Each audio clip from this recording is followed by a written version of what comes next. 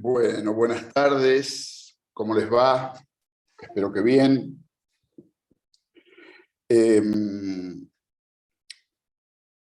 A ver, tengo acá cursando a alguien de la sede Pergamino.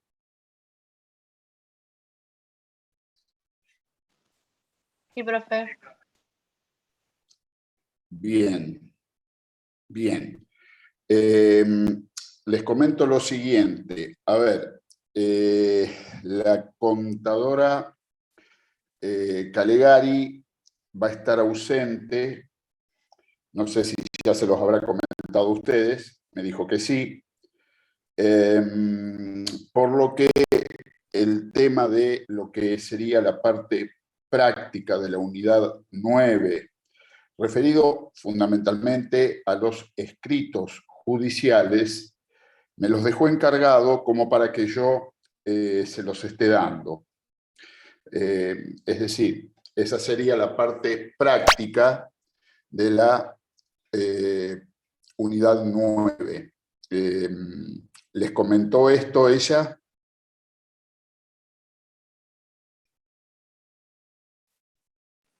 Sí, el martes nos dijo, profe, Bien, que si porque teníamos alguna duda de teóricamente... los trabajos, le preguntáramos a usted. ¿Cómo? Que si teníamos alguna duda de los trabajos prácticos, les preguntáramos a usted. Bien. ¿Ustedes tienen qué tipo de prácticos subidos? Escritos, forma de hacerlos escritos, modelos de escritos, supongo. Sí, y hay 2 trabajos prácticos. Bien. Entonces, es correcto lo que ella le ha dicho. Cualquier duda que tengan, me la preguntan, que no hay ningún problema en responder. Si me lo quieren preguntar durante el desarrollo de las clases, los días jueves, en este horario, no hay problema. Si me lo quieren preguntar vía mail o consulta en el foro, no hay ningún problema. Como a ustedes les sea más práctico, más conveniente. Si fuera en la clase, por ahí mejor, porque serviría para todos, pero bueno, por ahí por alguna circunstancia no pueden llegar a estar en la clase o justamente están estudiando y quieren una respuesta más rápida, digamos. Yo trato de todos los días ver a ver si hay alguna pregunta, alguna consulta. Así que bueno, salvo los domingos que juega River, ahí no. Pero bueno. A ver, de todas formas, para que ustedes se hagan a una idea, los escritos judiciales tienen siempre, cualquiera sea el tema, el mismo esquema de presentación. La presentación de un escrito judicial requiere, como primera medida, que tenga un título. ¿De qué se trata el escrito que están presentando? Por ejemplo, perito contador presenta informe pericial, perito contador solicita anticipo de gasto, perito contador solicita aclaratoria, perito contador solicita viáticos, perito contador solicita se regulen honorarios. Siempre el escrito judicial comienza con el título. Luego del título viene a quien va dirigido. Invariablemente, el escrito judicial va dirigido a el director del proceso, sea este el señor juez en caso de ser un juzgado o el excelentísimo tribunal en caso de ser el Tribunal de Trabajo. Entonces, el título, ¿a quién va dirigido? Señor juez o excelentísimo tribunal. Y luego, a continuación de eso, se tiene que presentar. Invariablemente se tienen que presentar ustedes. Fulano de tal, contador público, tomo tal, folio tal, legajo previsional número tal, inscrito en los impuestos como IVA responsable inscripto o monotributista, bajo la quit número tal, igual número en el impuesto sobre los ingresos brutos, provincia de Buenos Aires, por ejemplo. con domicilio legal constituido, y ahí tienen que poner cuál es el domicilio legal. Ya saben, o deberían saber, que el domicilio legal necesariamente tiene que estar constituido a los efectos de desarrollar la labor pericial en la ciudad asiento del departamento judicial. Con lo que, si están inscritos en el Tribunal de Trabajo o en el Civil y Comercial de Pergamino, necesariamente, vivan donde vivan, deberán fijar un domicilio en la ciudad de Pergamino. Si están inscritos en Junín, lógicamente, inscribiéndose en el Tribunal de Trabajo en Junín o en el Civil y Comercial de Junín, necesariamente el domicilio legal deberá estar constituido en el radio de la ciudad de Junín. También deberán mencionar el domicilio electrónico. El domicilio electrónico es el que corresponde al token. El domicilio electrónico es ni más ni menos que su número de quit, seguido del arroba y posteriormente a eso a quien es el emisor. En el caso de ustedes, que son contadores, quien les va a proveer del token es nuestro consejo profesional, porque está autorizado para ello. El token no es gratuito, se paga por una única vez y luego se va renovando la licencia, pero sin costo. Entonces, el número o el domicilio electrónico que ustedes van a tener constituido es el quit de cada uno, @cce.notificaciones. Ese va a ser sus domicilios electrónicos. Entonces, ustedes venían diciendo, fulano de tal, tomo tal, folio tal, legajo previsional tanto, inscrito en el impuesto al valor agregado bajo la quit tanto, mismo número de ingresos brutos, puede ser que sean monotributistas, en cuyo caso pondrán monotributistas, bajo la quit tanto, con domicilio legal constituido en calle tal, número tal, de esta ciudad, con domicilio electrónico, pondrán el domicilio, designado, en este caso, supónganse, perito contador, en los autos caratulados, y ahí pondrán la carátula, fulano contra fulano, sobre tal materia, expediente número tal, todo expediente tiene un número, se presenta, supónganse, ante el excelentísimo tribunal y respetuosamente dice que. Y a continuación, lo que van a decir. O vengo a presentar informe pericial y ahí desarrollarán el informe que tenga que hacer, o vengo a solicitar anticipo de gastos justificando eventualmente el motivo de por qué solicito el anticipo de gastos, o eventualmente vengo a solicitar una prórroga en el término acordado para la presentación del informe, fundamentarán por qué. Y una vez que han hecho el cuerpo del escrito, lo que falta es lo que podríamos denominar el petitorio. El petitorio sería, una vez que terminaron de decir todo lo que querían, por lo expuesto, respetuosamente del excelentísimo tribunal, solicito, 2 puntos. Y ahí lo que solicitan, se tenga por presentado en tiempo y forma el informe pericial encomendado, se tengan por constituidos los domicilios, o simplemente lo que pueden peticionar, supónganse que ustedes en el escrito lo que vienen a pedir es que se le transfieran los fondos que les fueron depositados a su favor para hacer frente a los viáticos. Pedirán eso, por lo expuesto, solicito, y ahí simplemente proveer de conformidad que será justicia, porque el solicito en realidad ya está arriba en lo que ustedes expresan, es decir, ¿a qué vienen? Por lo tanto, sería redundante volver a decir solicito se me deposite anticipo, porque eso ya lo solicitaron. Entonces, la forma de despedirse es que se provea de conformidad que será justicia. Siempre se termina invariablemente todo escrito judicial con estas 2 consignas. Proveer de conformidad que, y a renglón seguido, será justicia. Esa es la forma de terminar. Esto es muy esquemáticamente, no quiere decir que sabiendo esto que yo les he dicho en 5 minutos, sepan cómo van a ser siempre los escritos judiciales, porque se pueden presentar alternativas, pero, digamos, este es el esquema general de un escrito judicial. Yo podría decirles también que se necesitan cumplir con ciertos requisitos de acuerdo al Código de Procedimiento. Por ejemplo, tienen que ser en papel A4 de tal gramaje, dice el Código de Procedimiento, con un espacio superior de 5,5, un espacio sería izquierdo también de 5,5, derecho de 1,5, inferior de 2,5, escrito de anverso y reverso. Yo les podría dar todos estos detalles. También dice, por ejemplo, tinta azul negra o negra.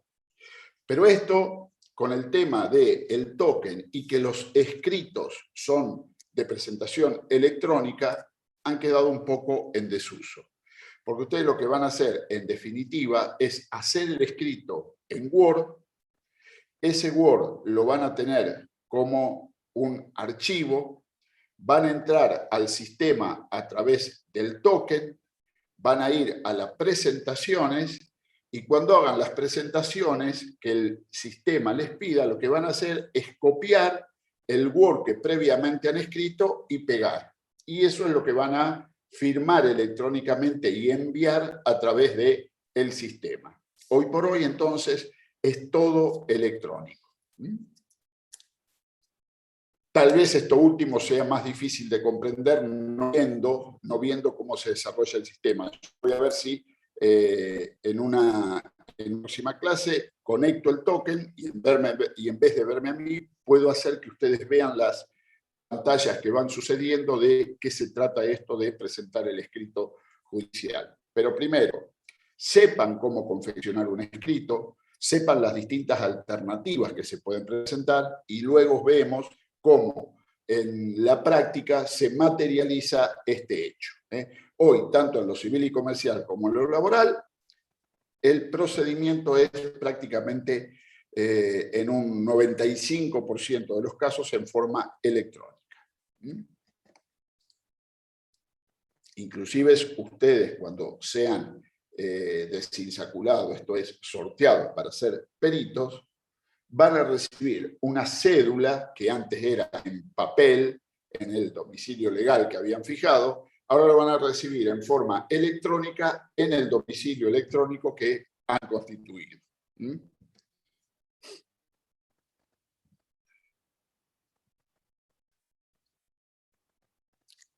Más allá de esto, no sé si han empezado a ver todo lo que es tema de unidad 9, la actuación judicial del contador. No sé si de unidad 6, unidad 7, se les presentan dudas, quieren que charlemos sobre algo, tienen alguna consulta disponible para lo que ustedes digan.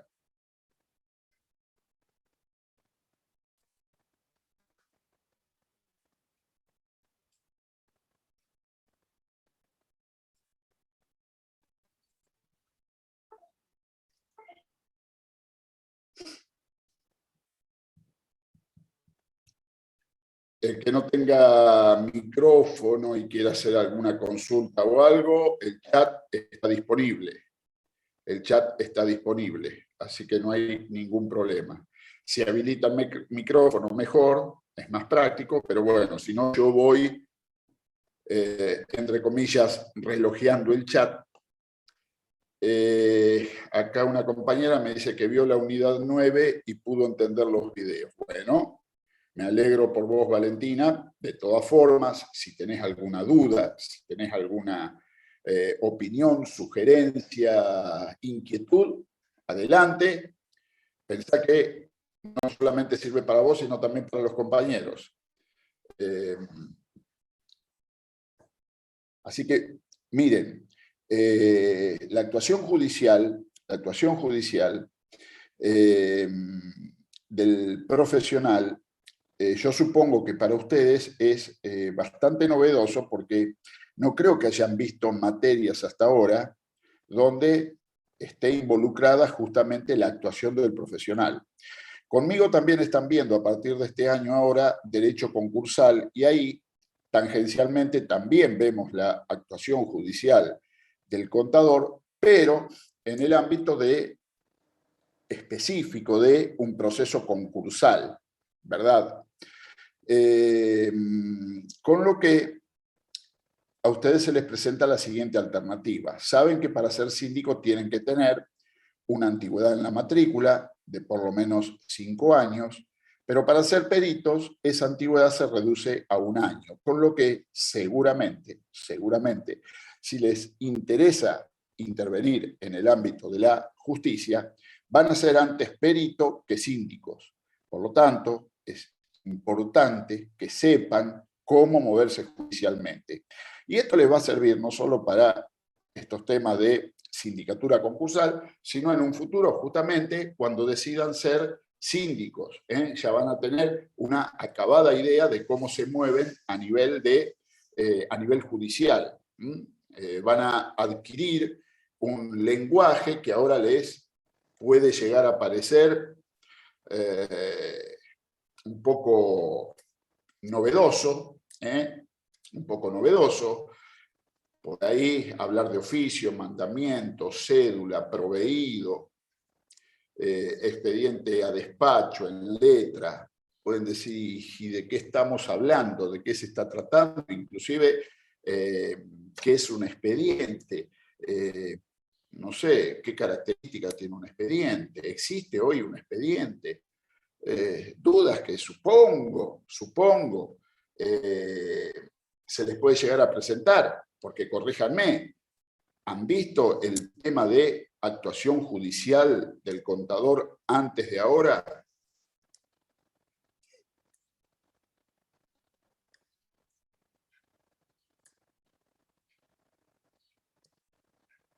Claro, no, me dice una compañera. Bueno, a eso me refiero entonces, a eso me refiero.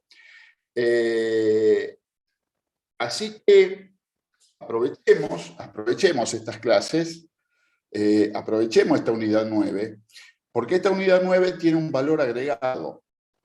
Ustedes vieron que para ser perito contador, más allá de acreditar la inscripción en la matrícula, lo que está dando por descontado que uno ya es profesional, o sea, más allá de acreditar la antigüedad de la inscripción en la matrícula, hay que tener aprobado un curso de práctica procesal. Este curso de práctica procesal es obligatorio, y tiene que ser aprobado. Quiere decir que hay un examen que versa sobre todos estos temas que tratamos más o menos de ir viendo en esta unidad 9.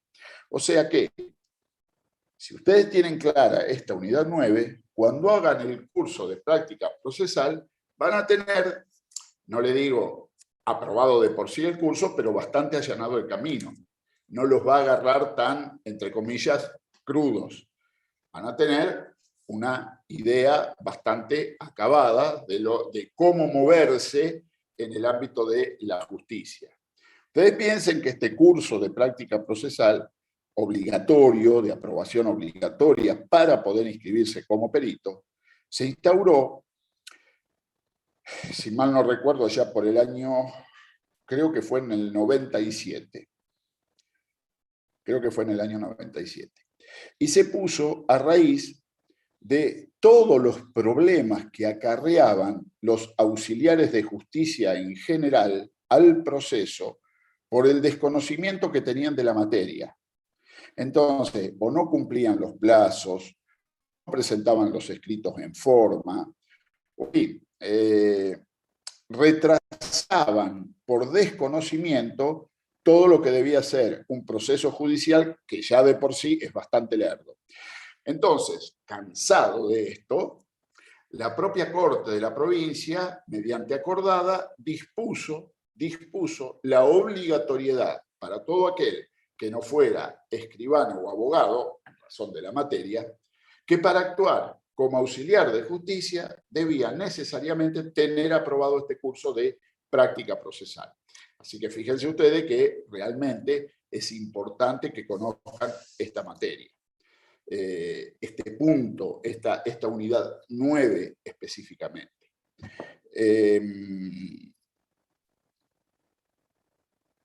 Bueno, dicho esto, quedo abierto a cualquier tipo de consulta que quieran hacer.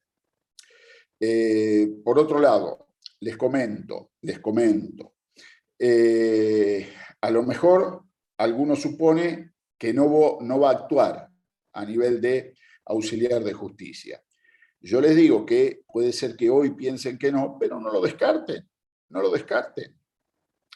Porque ni bien recibidos, bueno, es una forma más de ir ejerciendo la profesión. En este sentido, yo les tengo que decir, supónganse que ustedes se inscriben para actuar como perito contador en el ámbito de la justicia laboral, bueno, les va a empezar a tocar causas. Lo que no esperen, les digo desde ya, es el cobro inmediato de los honorarios. El cobro de los honorarios se da con la resolución del juicio. Cuando está el veredicto y la sentencia, ahí se regulan honorarios. Con lo que ustedes a lo mejor una labor que desarrollan hoy la pueden llegar a cobrar, con suerte, dentro de 2, 3 o 4 años. Bueno, es así. El tema es que una vez que hicieron la cadena, una vez que, podríamos decir, pagaron el derecho de piso, se comieron esos 2, 3 o 4 años, después ya empiezan a hacer, reitero, una cadena. Y empiezan regularmente, no le digo todos los meses, pero sí todos los años, a tener un ingreso por el trabajo como auxiliar de la justicia. Que por ahí no son sumas despreciables. Y bueno, es una fuente más de ingresos que en el ejercicio de la profesión liberal pueden llegar a tener. Así que yo diría, por más que hoy digan, no, difícil, no lo descarten, no lo descarten.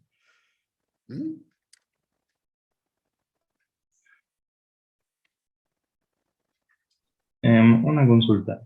Sí. Cuando vos apelás en lo civil y comercial, ¿se vuelve a repetir todo el proceso? O bueno, desde la apertura a prueba, digamos. No. A ver, la apelación sí, como vos decís, se da en lo civil y comercial porque hay una segunda instancia que es la Cámara de Apelaciones en lo civil y comercial. La Cámara va a tratar la apelación en función a lo que vos apelaste. ¿Qué va a pedir? Que se le envíe el expediente y del expediente va a determinar si el juez de grado, es decir, el de primera instancia, falló como tenía que fallar o en realidad vos que estás apelando y te sentís perjudicado por el fallo, tenés razón y le dice al juez, mire, usted tiene que cambiar su decisión o, mejor dicho, le dice, la decisión es esta, le cambia el fallo. Pero no se vuelven a abrir a prueba, no.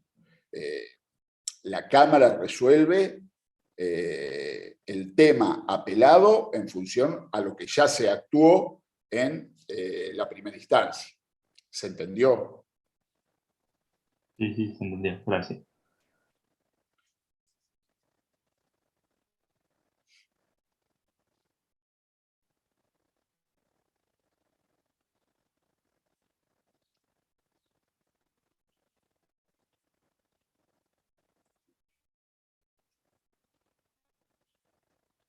¿Alguna otra duda, consulta, inquietud?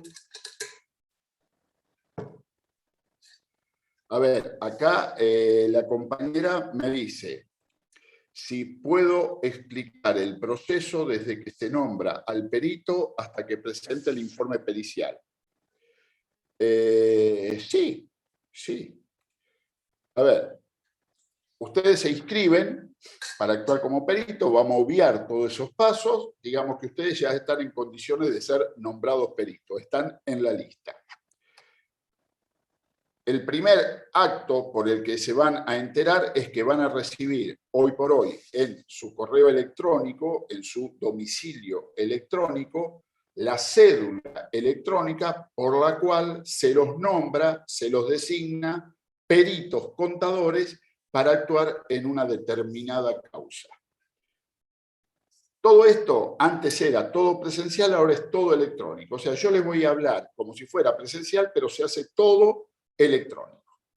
Inclusive, cuando yo les diga, pido el expediente y tengo que ver esto en el expediente, eso se hace electrónicamente, porque hoy todo el expediente está subido, está en la mesa de entrada virtual o eventualmente con el token de ustedes también pueden acceder al expediente. Así que asimilemos a que cuando yo les diga eventualmente pido el expediente es porque entro a la página y veo el expediente, ¿verdad?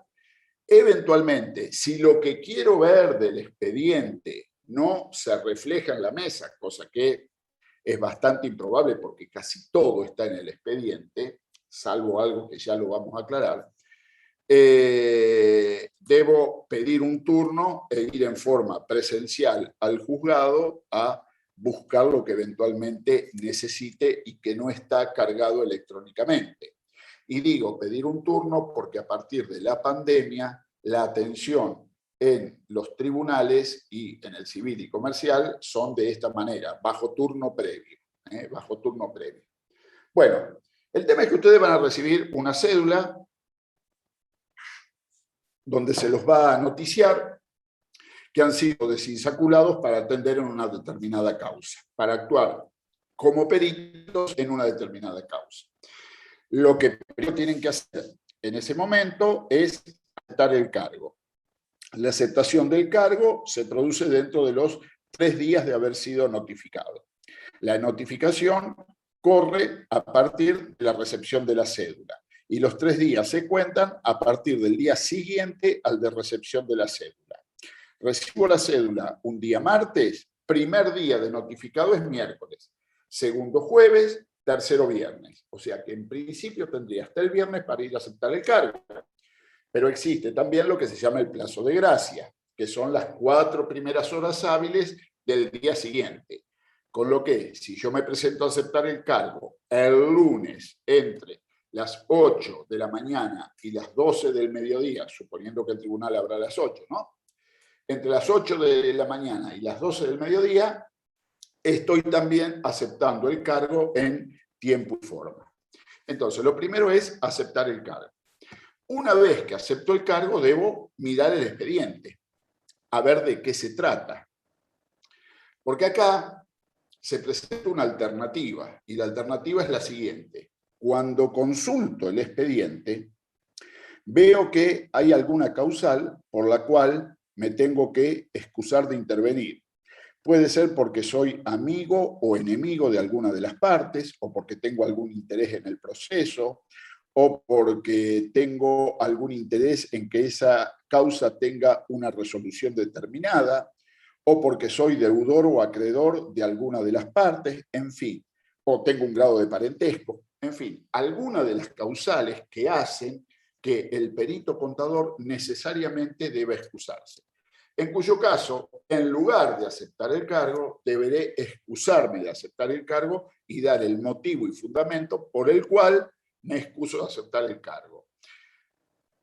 El no aceptar el cargo tiene que ser por una razón fundada, no porque sí. Es decir, yo no puedo no aceptar el cargo porque digo, excelentísimo tribunal, no puedo aceptar el cargo porque tengo planeadas mis vacaciones en esa fecha. Así que no voy a hacer. No, ahí lo que van a hacer lo van a sacar de la lista y no lo van a nombrar más por todo el periodo restante que quede. Entonces, se puede excusar por motivos fundados, motivo de salud. Motivo de salud es otro motivo fundado, en cuyo caso deberán acompañar constancia médica, certificado médico que avale el problema de salud que ustedes dicen tener. Pero supongamos que nada de esto existe, ustedes reciben la cédula, aceptan el cargo y una vez que aceptaron el cargo, piden el expediente. Y yo diría que lo primero que tienen que hacer cuando piden el expediente es mirar un acto judicial que ya se ha llevado a cabo, y lógicamente por eso es que lo van a poder consultar porque ya se llevó a cabo, que es lo que se llama el auto de apertura a prueba. Esto es, la resolución judicial por la cual, vamos a lo laboral, así nos concretamos en esto, por lo cual el juzgado o el tribunal, mejor dicho, ha decidido que existen hechos controvertidos, por lo tanto, se le da lugar a que las partes realicen las pruebas necesarias para cada una de ellas probar quién eventualmente tiene razón. Siempre los procesos judiciales se abren por este motivo, que existen hechos controvertidos. Si no existieran hechos controvertidos, ¿qué sentido tiene iniciar un proceso judicial? ¿Verdad? Entonces, existiendo hechos controvertidos, se abre la instancia a prueba. Y ustedes, eso es lo que primero tienen que mirar, porque en el auto de apertura a prueba, cuando se aceptan las pruebas que las partes proponen, van a tener que ver qué se aceptó respecto de la pericia contable ofertada por las partes. Porque como el juez, en este caso el tribunal, es el director del proceso, es quien en definitiva decide qué pregunta tiene que contestar el perito y cuáles eventualmente no. O qué punto, no habiendo sido pedido por ninguna de las partes, el tribunal estima pertinente que el perito dé respuesta. Y como el perito no le hace caso a ninguna de las partes, sino únicamente al director del proceso, por eso todos los escritos van dirigidos al director del proceso y nunca, jamás a alguna de las partes, es que entonces tiene que estar en línea con lo que la autoridad le dice. Por eso es necesario, absolutamente necesario e imprescindible, que antes de cualquier tema, una vez pedido el expediente, miren el auto de apertura a prueba. En ese auto de apertura a prueba, cuando habla de la prueba pericial contable, el tribunal puede decir, el perito no deberá contestar tal pregunta o no deberá contestar preguntas referidas a tal tema. Entonces, si existiera una pregunta que el tribunal me ha dicho que no conteste, necesariamente no tengo que contestar. Con lo que fíjense ustedes, ¿qué problemas pueden llegar a tener si no miran este auto de apertura a prueba y pasan a contestar preguntas que las partes han hecho pero que el tribunal ha impugnado? O eventualmente preguntas que las partes no han hecho pero que el tribunal ha dicho, expídase el perito también sobre esto. Con lo que no basta que ustedes miren ni la demanda ni la contestación de la demanda solamente. Primero y antes que eso, tienen que ver el auto de apertura a prueba. ¿Estamos bien hasta ahí?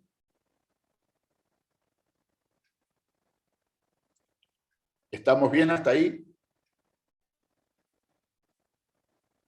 Bien. Una vez que ven el auto de apertura a prueba, entonces ya saben a qué circunscriben su actuación. Supónganse que el auto de apertura a prueba dice, en otras palabras, que el perito conteste todas las preguntas que las partes han hecho. ¿Y dónde están las preguntas que las partes han hecho? En el propio expediente. Sí, pero ¿en qué lugar? Bueno, van a estar, si la actora, si quien realiza la demanda, el demandante normalmente se le dice actor, porque es el que inició el proceso, el actor, ha propuesto como medio de prueba la prueba pericial contable, entonces ahí, luego cuando oferta las pruebas, ahí estarán las preguntas que le hace al perito. Y si quien resultó demandado también oferta prueba pericial contable, habrá que ver en su escrito de contestación de la demanda las preguntas que pide que el profesional conteste. Entonces, las preguntas que hacen las partes, ¿dónde están contenidas? En la demanda y en la contestación de la demanda. Pero recuerden, siempre, previo a ver esas preguntas, primero, auto de apertura a prueba. ¿Tengo que contestar todas? No hay problema. Ahora, si el auto de apertura a prueba me dice, mire, de estas 10 preguntas que hizo el actor, usted tiene que contestar 9 porque la 10ª no corresponde al planteo. y de las preguntas que hizo, de las preguntas que hace el demandado, de las 10 preguntas del demandado, usted conteste 5, porque las otras 5 este tribunal estima que no son procedentes. Y además, el tribunal, ya les digo, puede decir, las partes no han preguntado sobre tal hecho, pero este tribunal le solicita que se expida sobre tal hecho que es de su incumbencia, que pertenece a su campo profesional. Entonces, ahí circunscribimos el tema y sabemos sobre qué tenemos que realizar nuestra tarea pericial.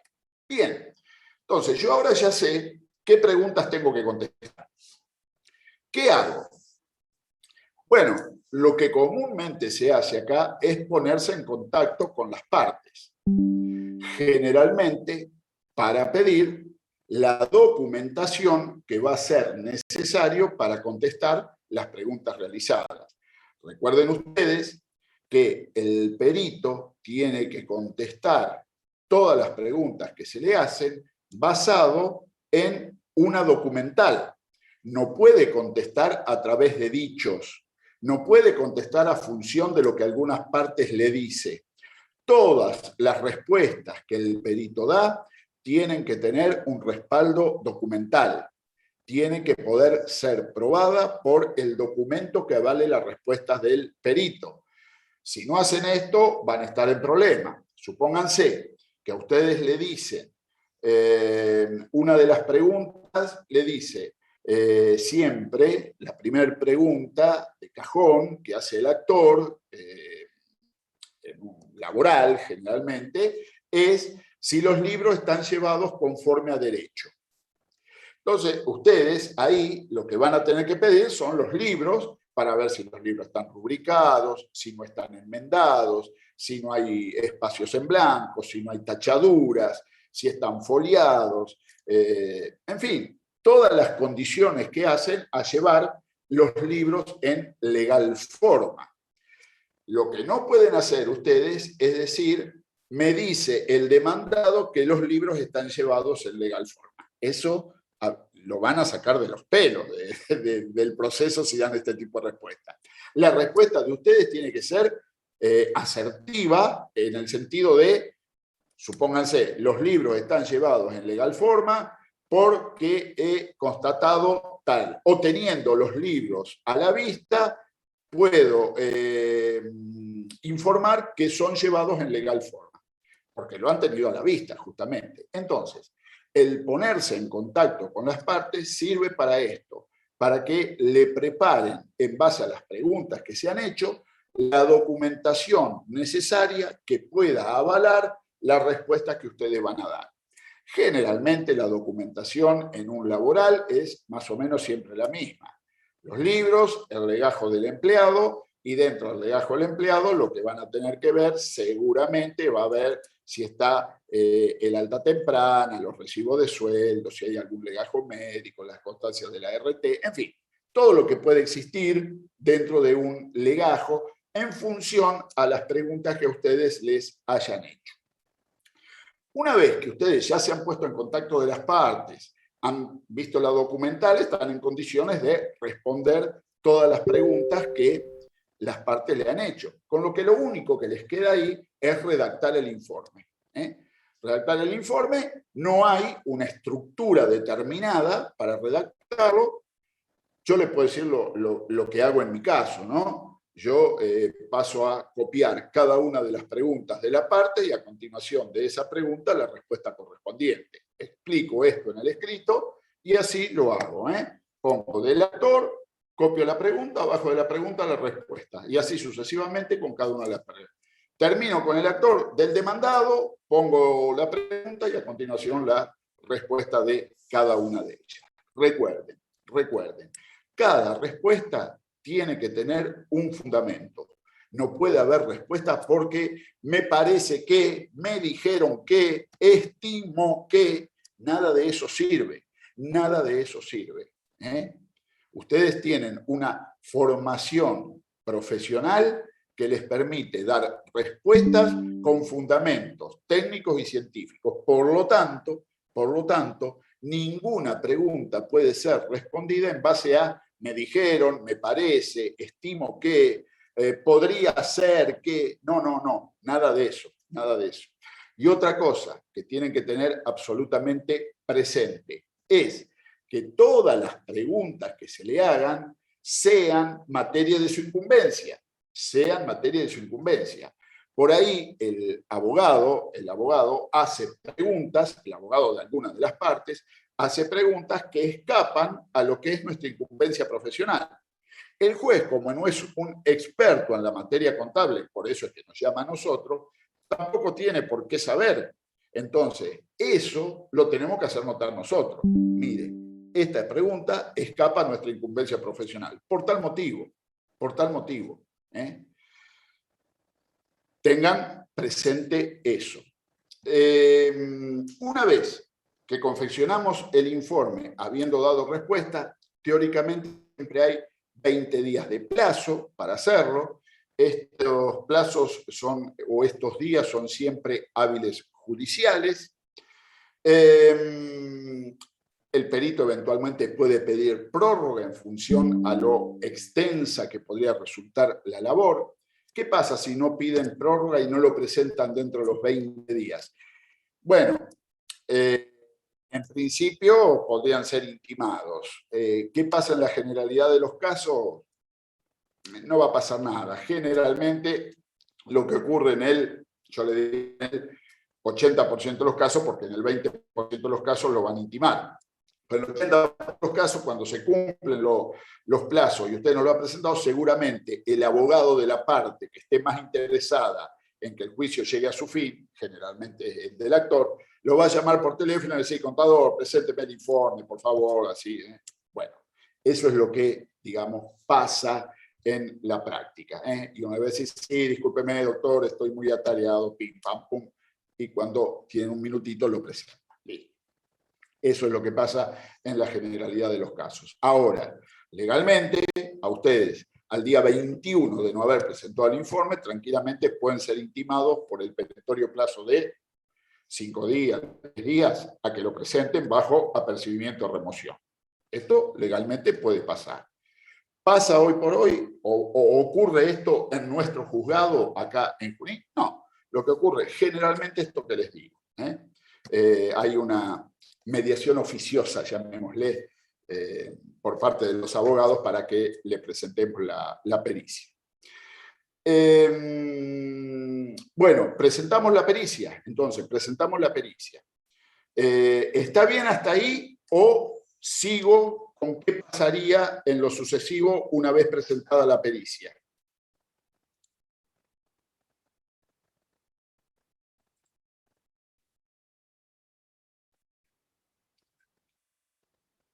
¿Está contestada la pregunta o sigo con qué pasaría después de presentada la pericia? Sí, explíquelo también. Bien, entonces, pareciera que uno una vez que presentó el informe, listo, terminé, cumplí. En principio sí, pero en principio no. En principio no. Porque una vez que ustedes han presentado la pericia, se pueden dar distintas alternativas. Las alternativas son que le pidan una explicación sobre una determinada pregunta, que le pregunten cómo es que han arribado a las respuestas que han dado, una explicación, una aclaración. Puede ser que le impugnen alguna de las respuestas que han dado, o puede ser que directamente le impugnen toda la pericia. En dichos casos, cuando hay un pedido de aclaración o de explicación, se debe saber, o la parte que lo pide tiene que específicamente decir qué quiere que se le aclare. Y en el caso de una impugnación, ya sea en todo o en parte de la pericia, tiene que decir claramente por qué la impugna, en todo o en parte, claramente y fundadamente. ¿Por qué? Porque ese pedido de aclaración, de esa impugnación en todo o en parte de la pericia, el juzgado nos va a dar traslado, es decir, nos va a hacer saber a nosotros, a través de una comunicación vía cédula electrónica, diciendo que alguna de las partes o ambas partes han, supónganse, impugnado determinadas preguntas que usted ha contestado. ¿Y para qué nos da traslado? Para que nosotros contestemos. Para que nosotros contestemos. No solo para que nos enteremos que alguna pregunta ha sido impugnada, que alguna respuesta, más que pregunta, alguna respuesta que hemos dado ha sido impugnada, sino para que le contestemos. Y si ahí nosotros hemos hecho el trabajo como debemos hacerlo, esto es, en forma profesional y consciente, daremos las explicaciones del caso por qué la respuesta fue la que fue y nos mantendremos en lo que hemos dicho, por más que la otra parte lo haya impugnado. Deberemos analizar por qué se nos impugnó y dar respuesta a eso. Pero en principio, la respuesta surge de las comprobaciones y de las aplicaciones de los conocimientos técnicos y científicos los cuales tenemos como profesionales. Por lo tanto, no nos debe preocupar recibir una cédula diciendo que alguna parte ha impugnado nuestra respuesta. Porque si hemos hecho un trabajo consciente, vamos a tener la respuesta necesaria a esa impugnación. Ahora, si lo hemos hecho en función al masomenómetro, más o menos, bueno, ahí podemos llegar a estar en problemas. Descuento que ustedes no van a tener este tipo de problemas. Entonces, cuando ustedes reciban una comunicación de este tipo, hay una única cosa que no pueden hacer, y es quedarse callados. El quedarse callados puede ser causal de remoción o inclusive de sanción a nivel de honorarios. ¿Por qué? Porque alguien le esté pidiendo una explicación que ustedes no dan, o alguien está impugnando una pregunta que ustedes han respondido y ustedes no dan respuesta, no dan argumentos para decir por qué respondieron como respondieron. Con lo que tranquilamente el juez puede pensar, bueno, si no tiene argumentos para esto, no debe tener argumentos para nada. ¿Qué ha hecho esta persona? Con lo que tranquilamente se podría nombrar otro profesional para que rehaga la tarea y ustedes ser removidos. En definitiva, lo que quiero decir, ante un pedido de explicación, de aclaración o de impugnación, ustedes siempre lo deben estar respondiendo, siempre lo deben responder. Una vez que ustedes responden, de eso ya no se da traslado. Ahí se cierra porque no es que se abre una causa paralela y entran a discutir el perito con las partes. No. Ahí se cerró el círculo. Una de las partes o ambas partes pidieron aclaraciones y el perito las brindó. Ahora, si esas aclaraciones le satisfacen o no, bueno, eso ya veremos cuando se ventila. Si impugnaron y el perito respondió a la impugnación, si eso le satisfizo o no a la parte que impugnó, por ahora es otro cantar, pero queda ahí. No es que de la respuesta nuestra se da traslado a la parte y la parte a su vez nos retruca lo que nosotros hemos dicho. No. Esa instancia se cerró ahí. Se le da traslado, lógicamente, a la parte, haciendo saber lo que contestó el perito, pero no para que éste la retruque. O eventualmente, si la retruque, de ese retruque no va a haber traslado al perito porque la función ya terminó ahí. Función de eso terminó ahí. ¿Y cuándo puede haber un retruque de este tema? En lo que se llama la vista de causa en lo laboral. La vista de causa es el momento procesal en el cual se ventila con las partes todo lo que se ha venido desarrollando y se produce lo que se llama las pruebas orales.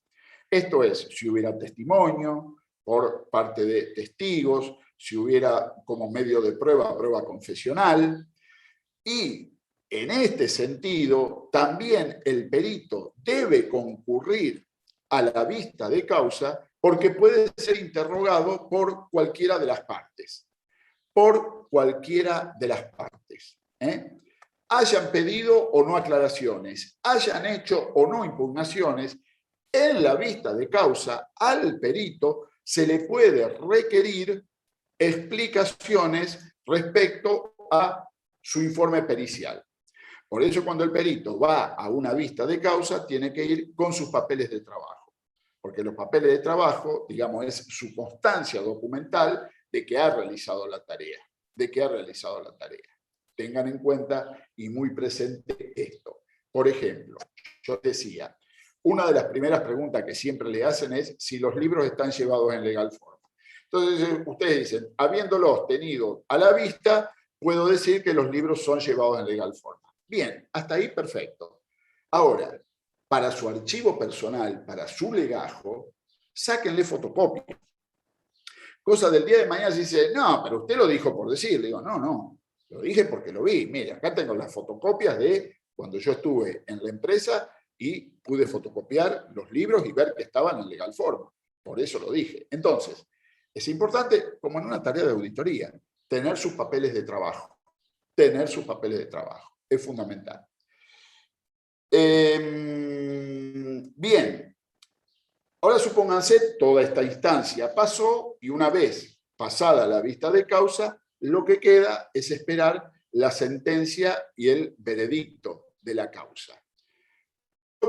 Nosotros, una vez que pasó la vista de causa, ¿podemos desinteresarnos porque ya está nuestra tarea cumplida? Yo les diría que no. ¿Y saben por qué les diría que no? Porque falta la parte más importante para nosotros una vez que hemos hecho el trabajo. ¿Qué es la regulación de honorarios? ¿Qué es la regulación de honorarios? Y la regulación de honorarios, ¿cuándo ocurre? Con la sentencia. Con la sentencia. Entonces ahí, en la sentencia, se regulan los honorarios de los profesionales intervinientes.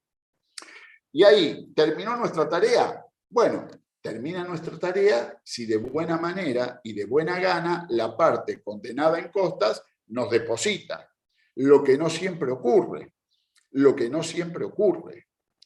Entonces, como las decisiones judiciales no son de cumplimiento voluntario, sino que son de cumplimiento obligatorio y pueden ser hechas cumplir en forma coercitiva, si a nosotros, por buena voluntad, no nos depositan, no es que vamos a ir y los vamos a trompear, no. Lo que vamos a hacer es iniciar una causa de ejecución de honorarios.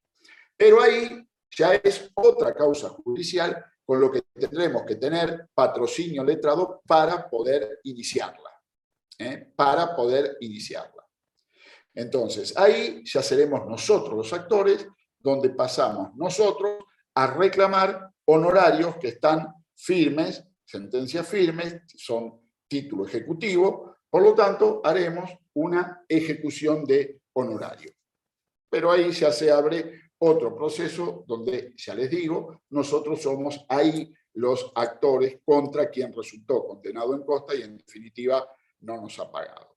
Y ahí sí habría terminado nuestra tarea. En la generalidad de los casos, gracias a Dios, los honorarios no son depositados. Nos son depositados, no es que no son, nos son depositados. Es decir, se depositan. Por ahí hay que lucharla un poco, pero bueno, generalmente, no siempre, generalmente nos pagan los honorarios. Ya les digo también que va a haber veces que no van a cobrar, por más que hayan hecho un excelente trabajo, y no van a poder cobrar el honorario. Y se van a dar cuenta que tratar de hacer intervenir a un profesional les va a salir más caro que decir, bueno, sí, gracias, ¿qué va a ser? Contribución social del contador. Bien, ¿dudas?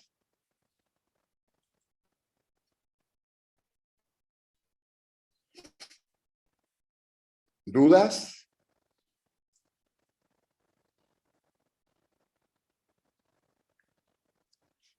¿Dudas?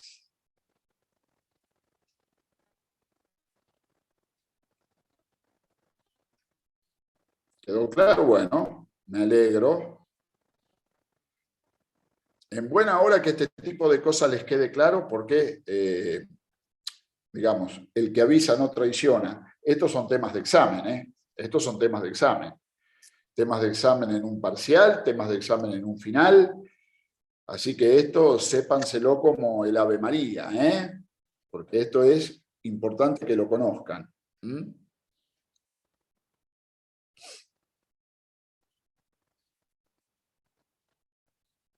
Bueno, no sé, es un dicho, sépanlo como el Ave María. Yo no sé el Ave María, así que no sé qué. Pero bueno, sépanlo como el abecedario en todo caso. ¿Mm? Y si no Profe, saben si no saben el abecedario, lo escuchan a Elegante y ya lo conocen. Así que bueno. Sí. en la práctica, ¿hay casos así como para trabajar en el juzgado? ¿O son muy pocos? A ver, no te llego a escuchar bien. En la práctica hay casos. Sí hay, o sea, si se requieren peritos a menudo o es rara vez. No, sí. En lo civil y comercial, rara vez. ¿Por qué?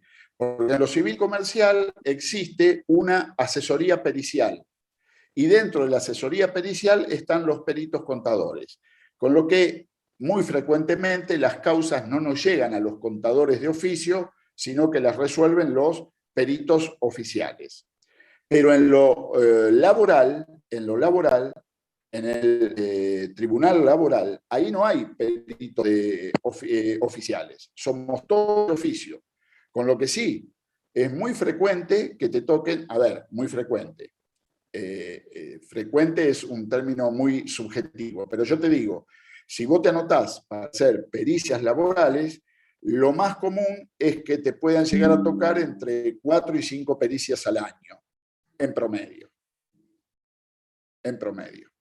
Ahora con el tema de la pandemia se habían parado un poco, pero ahora están volviendo a aparecer los casos.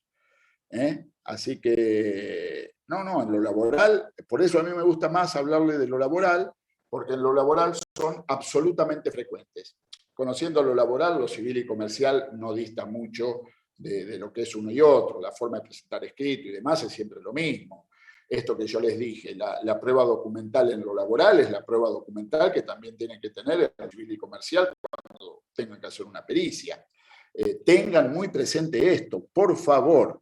Nunca el perito responde por dichos de terceros. Ojo con esto, ¿no? Porque si a ustedes le preguntan o les dicen que informen el horario laboral que desarrollaba fulano de tal, lo que tienen que hacer es ver la planilla horaria obligatoria que tiene que estar fijada en cualquier dependencia que tenga empleados en relación de dependencia, o eventualmente en, si tienen fichas, cuál es el horario que tienen marcado. Lo que nunca pueden responder, me dijo el jefe de personal que trabaja de tal hora a tal hora. No, porque ahí van a tener grandes problemas. Ahí van a tener grandes problemas si responden de esta forma.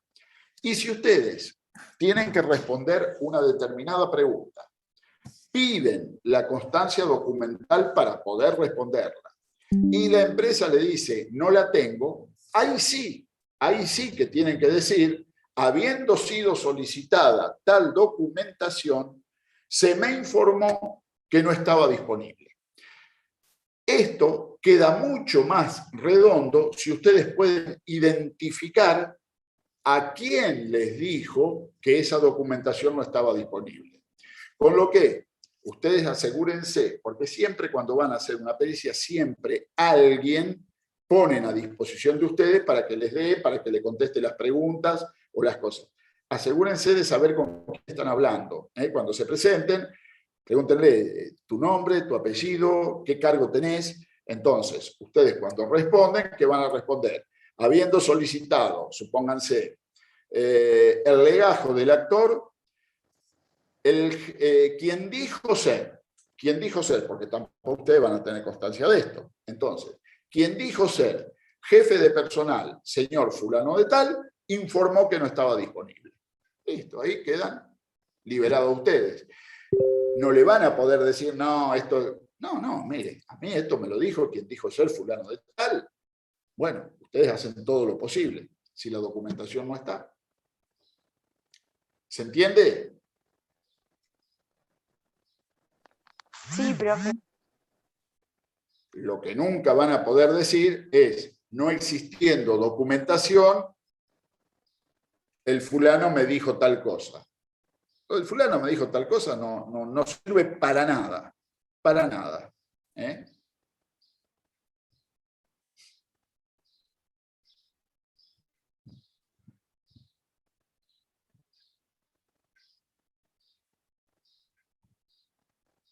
¿Dudas? ¿Consultas? ¿Inquietudes? ¿Sugerencias?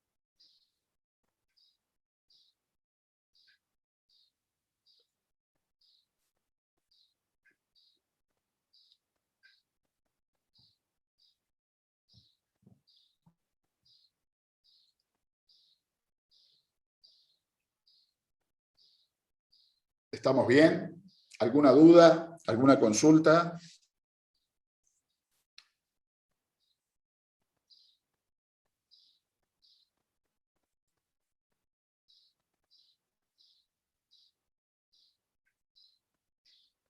Uh-huh.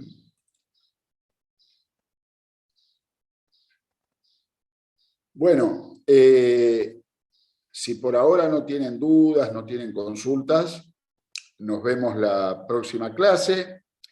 Ya les digo, sobre todo para los que son alumnos de Pergamino, que teóricamente no van a tener la asistencia de la contadora Calegari, no tengo ningún problema en que me consulten de la manera que a ustedes les venga más cómodo. Reitero que si fuera en el horario de la clase, por ahí viene mejor, porque puede servir también para los demás compañeros, pero si no, por otro medio no hay ningún problema. Traten de resolver los prácticos que tienen y cualquier duda que se les presente respecto a los prácticos, no tienen más que consultarme. Y bueno, nos estaríamos viendo en la próxima clase, ¿verdad?